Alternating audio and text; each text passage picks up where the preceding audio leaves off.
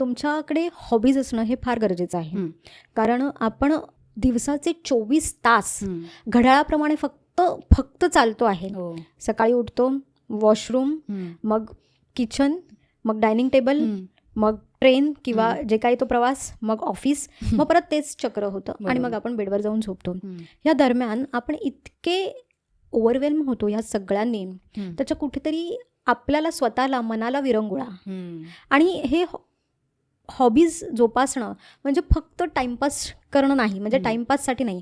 त्याच्यामधून तुम्ही एक कन्सिस्टन्सी हा प्रकार शिकू शकता की तुम्ही किती कन्सिस्टंटली तुमच्या हॉबीजवर काम करता. म्हणजे जर तुम्ही चित्र काढत असाल तर तुम्ही नवनवीन, तुम्हाला कल्पना येतात डोक्यामध्ये, तुम्हाला नवनवीन गोष्टी शिकता येतात. जर तुम्ही पोएम लिहित असाल किंवा तुम्ही स्क्रिप्ट लिहित असाल, रायटर असाल, तर तुम्हाला वेगवेगळे विचार तुमच्या मनात येत असतात. आणि जेव्हा आपण काही अशा चांगल्या गोष्टी करत असतो ना, तेव्हा आपल्या मनात चांगलेच विचार